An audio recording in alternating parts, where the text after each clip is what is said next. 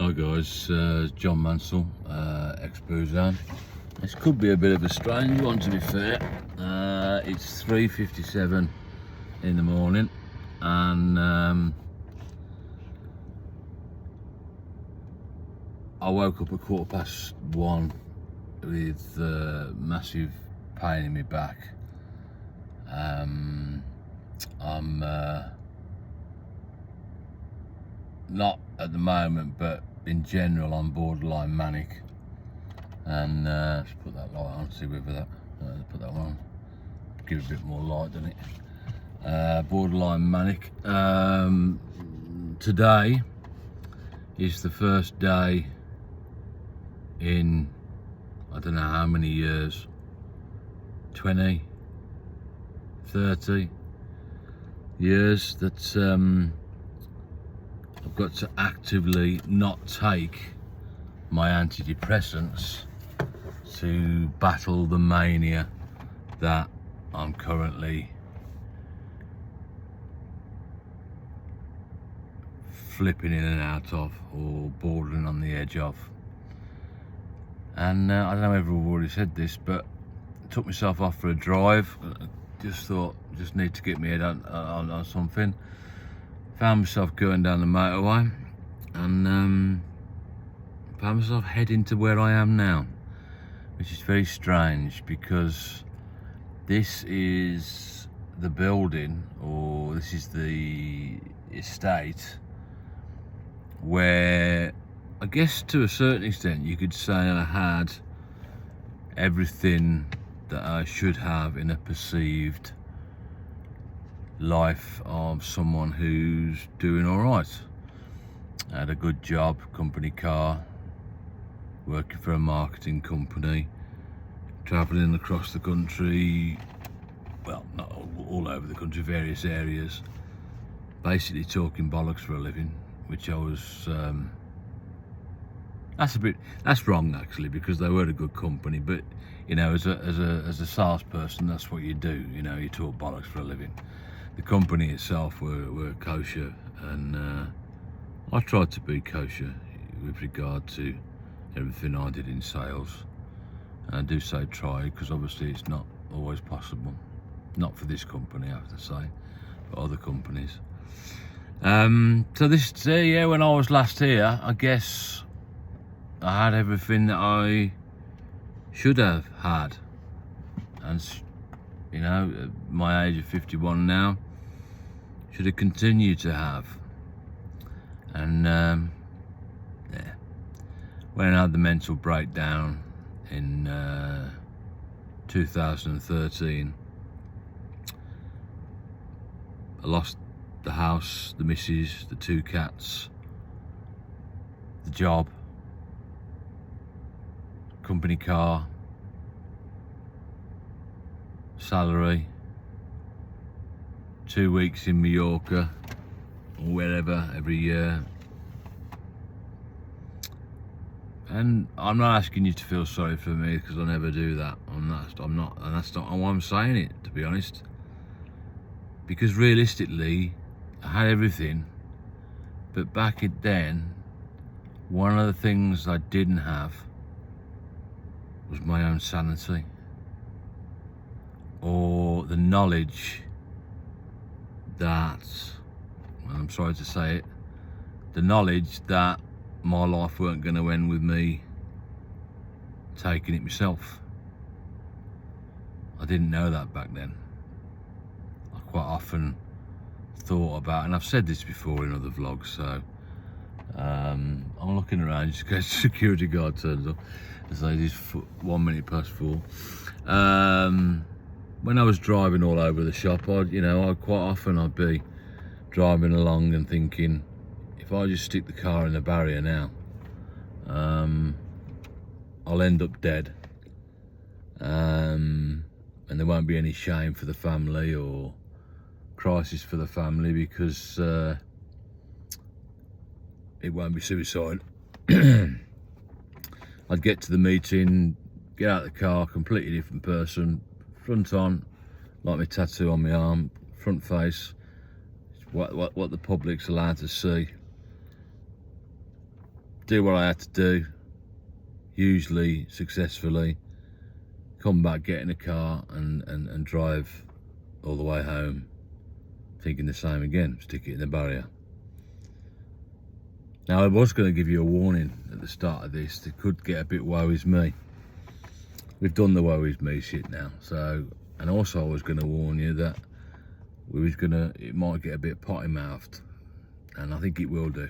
But I want to play this. I was driving over to my tattooist yesterday.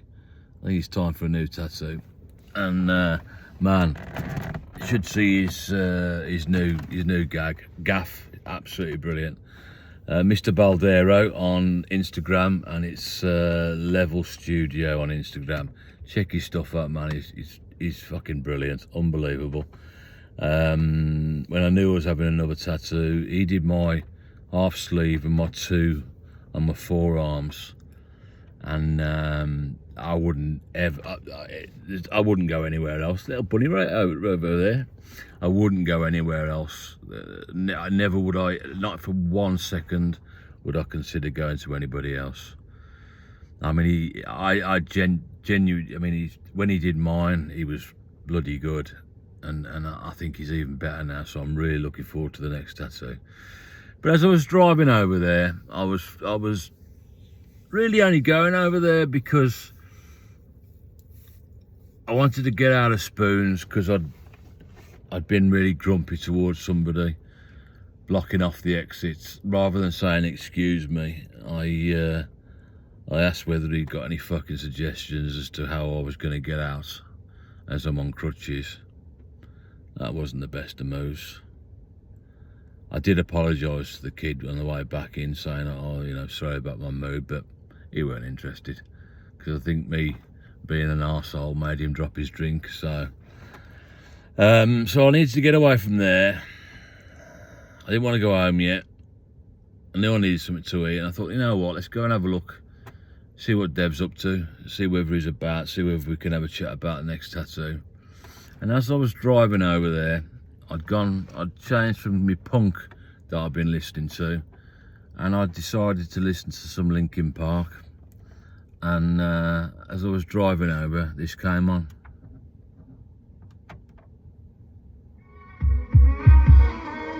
I'm dancing with my demons. I'm hanging off the edge. Storm clouds gather beneath me. Waves break above my head. Head first hallucination. I wanna fall wide awake now. You tell me it's alright. Tell me I'm forgiven tonight. But nobody can save me now. I'm holding up a light. So, for those that don't know, that's Linkin Park, Nobody Can Save Me Now. And I don't think you can listen to Linkin Park without thinking about what happened to is it Chester, lead singer, and then having mental health issues or mental illness or mental poor well-being. They are three different things, totally three different things, and I don't give a shit if you don't agree with me or not. Told you it was going to be potty mouth. You can't help but listen to his lyrics and understand the pain he was going through. But when I was last here, when I was last sitting outside this building, and I'm pretty much in the parking spot that I used to have, might have been the next one down, doesn't matter. I had all that shit, I had all that stuff. I had money in the bank, I had a nice, half-decent car, nice house, missus, couple of cats, holidays, all that shit. The one thing I didn't have was my sanity. And the other thing I didn't have is the knowledge that my life wouldn't be taken by me. Now, currently, with the mania, I don't really have my own sanity. But what I do know 100%, without any shadow of a doubt, is that my life will not be taken by me taking it. Now, whether you believe that or not, couldn't give a shit. There's an awful lot of people out there that I've worked with over the years and speak with and helped and not helped and whatever, that those suicidal, intrusive thoughts are a massive part of their lives, constantly. But even through these God knows how many weeks, I don't know, number of weeks, let's say 3 weeks, where I've at least been heightened, but quite often been manic and getting myself into stupid situations, rowing with people and institutions, and going to a meeting the other day that was meant to be an hour and a half. I lasted 4 minutes, and I didn't jump down somebody's throat, but I was asking questions, and this was in the introduction part. 4 minutes I lasted in that meeting,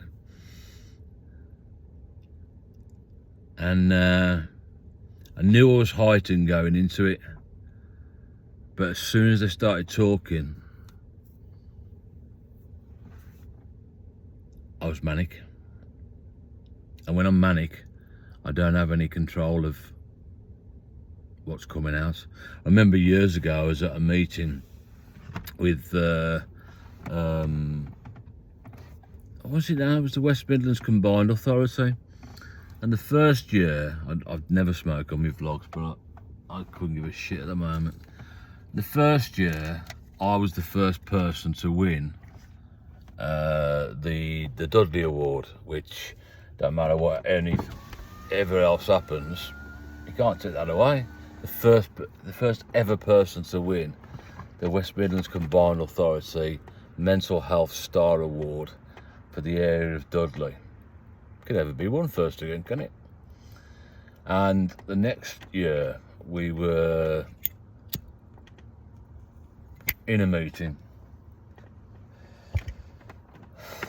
deciding who was going to get the nominations and the awards for the next year.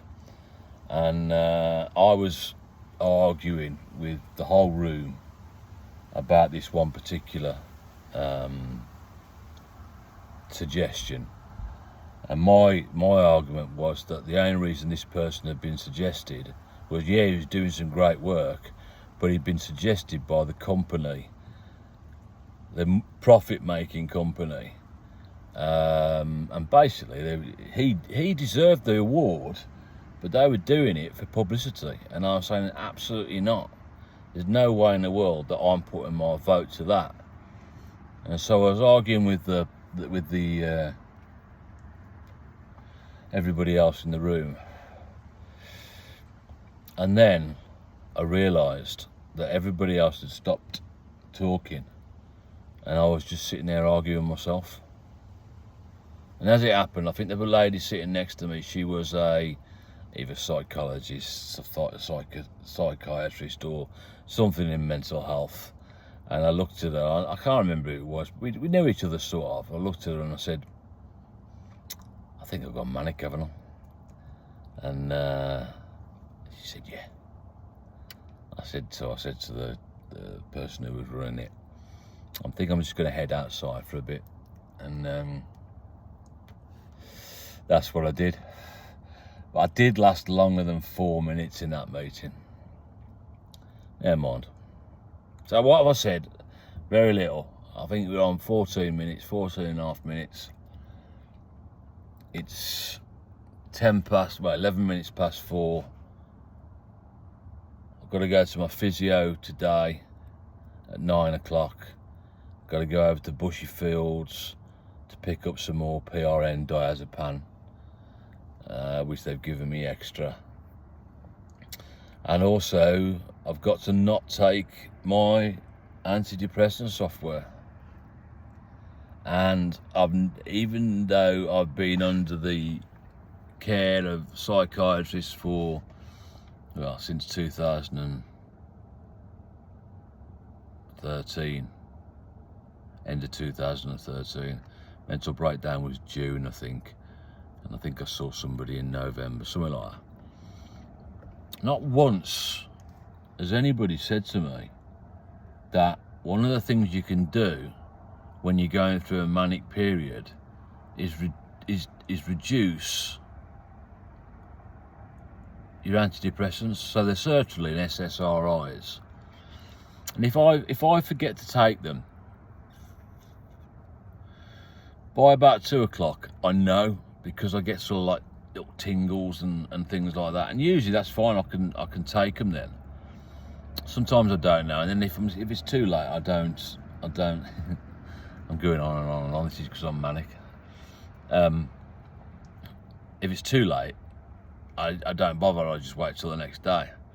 But we've had a reduction, and had a couple of days with 50 less. A couple of days, and about a week and a half with 50 less, and then today I'm not taking any. And the problem I've got with that is I'm getting all the tingles, but I'm also getting, now I don't know whether it is tinnitus, but it's that I hear a little chinking in my head and my ears. And I've heard and spoke with people before when they've spoken about this, that one of the side effects, I don't know whether I'm making that up, but one of the side effects of some of the medications can be tinnitus. And I'm a bit weary to say it's tinnitus, because I haven't got it like proper, like my brother's got it, proper. And other people have got it proper. So I've just got a little bit of mildness, but I'm aware of it. And it's a weird one, because you have this thing where I don't necessarily think I hear voices or see visions, but when you got that little thing that's not, I hear my own internal monologue or dialogue or whatever it is. I'm pretty sure I don't hear other voices. I have done, I think, a couple of times. Every now and then I think I have visions, but it's just a spotted stuff out of the corner of my eye. And that's a vlog for another time. That is on that, whether a vision can be a good thing or a negative thing. And it depends on your aspects of life, whether you've got any spirituality or not. Can't believe I'm smoking on the vlog. My mother will be disgusted. Sorry, Mum. Anyway, I don't know where I got to. Yeah, so, yeah, when I was last here, I might have had everything that life you're meant to have, apart from my own sanity and the knowledge that I was not, how do I word this? The knowledge, I didn't have the knowledge then that my life wouldn't be taken by me. Now at the moment I don't have my own sanity, but I do know for 100% sure that my life will never be taken by me. And I've got to that through a lot of hard work, a lot of working with other people, doing peer support groups, doing blogs, doing the vlogs, doing the books. I'm trying to get back out there again as exboozehound, and I'm a little bit concerned that, because of what happened yesterday, a little bit concerned that maybe I need to rethink that. But anyway, who gives a shit? That doesn't matter at the moment. And where I am where I am in the heightened / mania world, because I picked the book back up, I think it was the 4th of July, and said I'm going to get it published because I'd had it written for ages, well, the majority of it. and I had to go through edit, re-edit after re-edit because I kept changing software and stuff like that because I'd gone from anyway, I had to do it. So I picked it up on the 4th of July and I published it on the 18th of September. And during that period, between then and there, I was getting very little sleep, and I was putting a lot of work in to get the book ready. I ain't gonna do the title at the moment. You can find that somewhere else. This ain't about flogging books. This is just about, well, talking bollocks, I suppose, for far too long by the looks of it. Although, actually, with my glasses, not with the glasses, I got, yeah, 20 minutes. So I think it's time for me to fuck off, innit, really? Yeah, oh shit, sorry. So, whatever's going on in your life, however bad it is, however good it is, you just got to be realistic. You've just got to accept or try every day, every hour, every minute, if needed. You just have to keep accepting that you have this illness, whatever it may be, whether it be anxiety, which I would class as a mental health or mental well-being issue, or you've got PTSD, schizophrenia, bipolar, borderline personality disorder, although they don't call it that anymore, which I would say is definitely then moving into the mental illness bracket. So they are different things, and if you want to argue with me on that, I'm happy to do so. But whatever you're going through,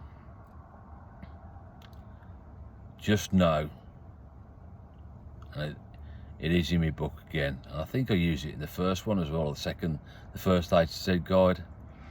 There's this thing that someone sent me, or I found on the interweb, and it just says that whenever you're going through a rough period, always remember that we've always got through it before, and that's 100% success rate, and that ain't bad.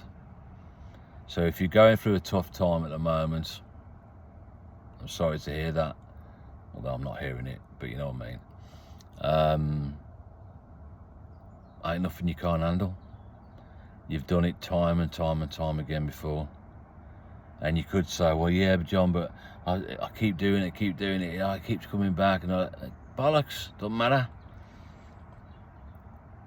You just gotta keep going. You'll beat it. And even though I'm having a tough time at the moment, I don't want to have sympathy, never do. And I put that in a post earlier. Even though I'm going through a tough time at the moment, I know I'll come out the other side. Once I've come out the other side, I'll have to make all the apologies for the people that I've pissed off. And there's quite a list. And in my mind anyway. And we'll move forward until the next time. And then we'll do it all over again. Doesn't matter how often it happens, we just get through it. There ain't anything you can't handle eventually. And another phrase, don't let the bastards grind you down. And I always like to follow that up with swiftly with fuck 'em. Who gives a shit? Anyway, your illness will grind you down enough. You will grind yourself down enough. So giving other people, empowering them to grind you down as well, fuck that. I've done it again. I don't care. Nobody, but nobody affects my mental well-being. If I'm in a bad place, it's because I took myself there. Whether intentionally or unintentionally, it's my responsibility. My illness, my responsibility. I have to take ownership and acceptance of my own illness and much more importantly, I have to take ownership and acceptance that it's my illness to get through. So when that song says nobody can help me, I'm not saying there's no one out there that can't help me, because there is. There's Hales who are being, I'll give them at the moment, I'll give them an 8 out of 10. They had a 10 out of 10 the other day, but they were let down, and then I gave them a 6 out of 10. At the moment, I'll give them a 9 out of 10. Hales View and the people I've been speaking with, Hales View's the mental health hub in Halesowen, and they've been brilliant. I've only met my psychiatrist once, but what he's been doing, my medication,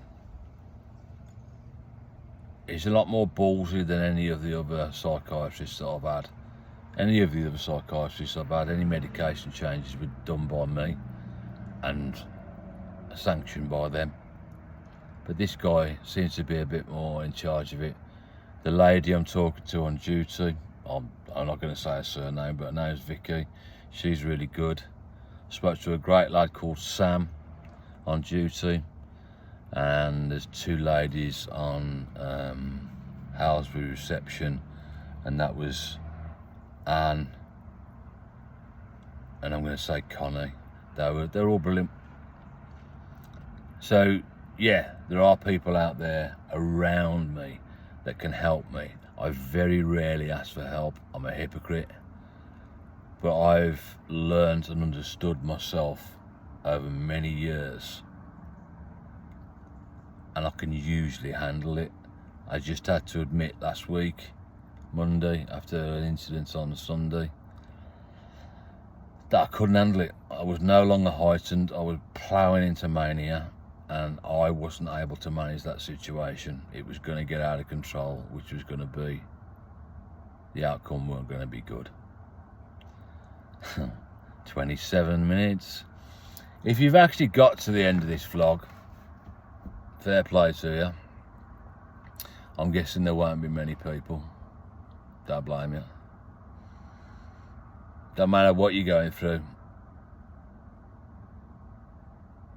Just got to believe in yourself. I don't believe in myself most of the time, but I do deep down believe in myself. You just got to believe in your own ability to help yourself get through this. Everybody else around you, whether they be practitioners, professionals, whatever, they're there to enable you to help yourself. Nothing else. You have to do the hard work. You have to have the acceptance. You have to have the realization that it's your illness and it's your responsibility to move it forward. And that might sound a little bit harsh, but it's true. If you don't take that acceptance, if you don't take that ownership, then you're lying to yourself.